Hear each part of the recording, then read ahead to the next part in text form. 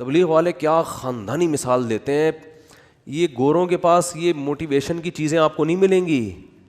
دیکھو تبلیغی جماعت میں کوئی لمبا چوڑا سلیبس نہیں ہے کہ کوئی بڑی زبردست ورک شاپ کروائی جاتی ہو ہیں کہ جس میں جناب کوئی موٹیویشنل اسپیکر جنہوں نے یورپ سے ڈگریاں لی ہوں لوگوں کو گائیڈ کرنے کی, اور وہ جناب آ کے بڑی خاندانی قسم کے ہوٹل بک کرا کے بڑا پروفیشنل اسٹائل میں لوگوں کو سمجھا رہا ہو اور اس کے تجربے ہوں.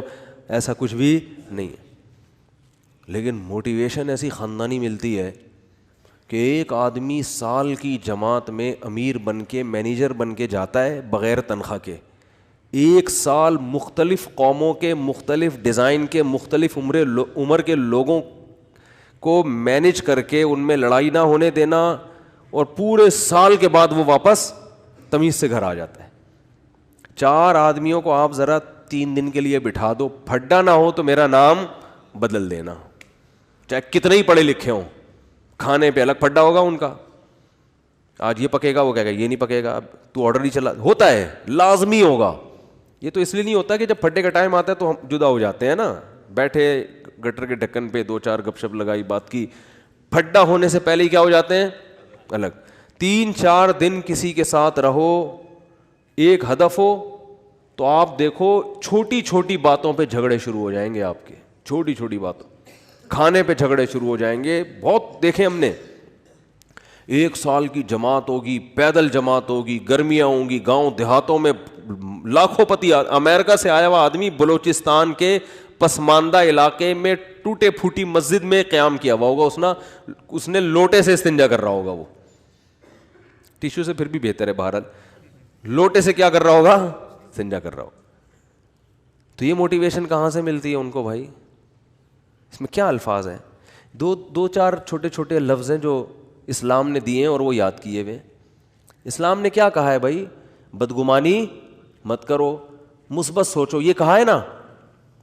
صحابی نے عرض کیا تھا یا رسول اللہ, ایک صحابی نے دیکھا نا آپ کی کیا نیکی ہے کہ نبی نے آپ کو دنیا میں جنت کی بشارت دی. انہوں نے کہا کچھ بھی نہیں, رات کو سب سے دل صاف کر کے سوتا ہوں. رات کو سوتا ہوں تو کیا کرتا ہوں, دل صاف, کہ بھائی جس نے الٹی بات کی اس کو سیدھا کر لیتا ہوں. یہی ہوتا ہے نا کہ وہ یہ جو کہہ رہا تھا یہ غلط مطلب نہیں ہے, اس کا صحیح مطلب بھی لیا جا سکتا ہے. وہ فلاں جو مجھ پہ غصہ ہوا تو اصل میں حسد کی وجہ سے نہیں, اس کے دل میں میری اصلاح کا جذبہ بہت زیادہ ہے, اس لیے وہ ایکسائٹیڈ ہو گیا. سمجھ رہے ہیں کہ نہیں سمجھ رہے ہیں؟ دل صاف کر کے سونا یہ بہت بڑی نیکی ہے.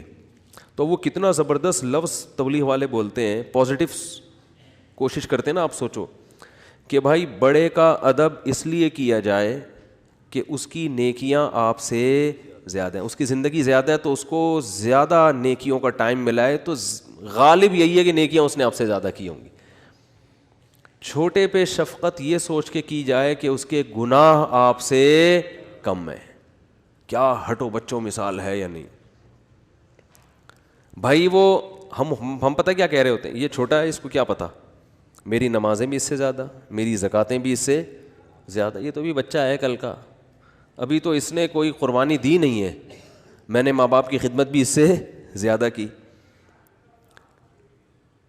اور بڑے کے بارے میں سوچتے ہیں کہ جو بدماشیاں میں کر رہا ہوں وہ اس نے مجھ سے زیادہ ہی کی ہوں گی. ٹھیک ہے نا, جو برائیاں مجھ میں ہیں, اس کی عمر 10 سال بڑی ہے تو 10 سال اس کے گناہ مجھ سے زیادہ ہیں. تو عقل کے لحاظ سے تو بات ٹھیک ہے, لیکن جب یہ ٹھیک ہے تو وہ بھی تو ٹھیک ہے نا کہ نیکیاں زیادہ کی ہوں گی اس نے. تو اسلام کہتا ہے کہ دوسروں کے معاملات میں آپ نے کیا سوچنا ہے, پازیٹیو, اس کی نیکیوں کی طرف توجہ اور اپنی خامیوں کی طرف توجہ, کہ میری برائیاں اس کی برائیوں سے زیادہ ہیں اور اس کی نیکیاں میری نیکیوں سے زیادہ ہیں. اس کا پتہ ہے فائدہ کیا ہوتا ہے؟ انسان ٹینشن لیس ہو جاتا ہے, ورنہ چڑھتا رہتا ہے بلا وجہ نا. آدھے مسئلے تو اسی وجہ سے پیدا ہو رہے ہیں, لوگوں سے نفرت کی وجہ سے. یہ اتنا برا, یہ اتنا برا, یہ ایسا کیوں, یہ ویسا کیوں, اسی سے ٹینشن میں آ رہا ہوتا ہے.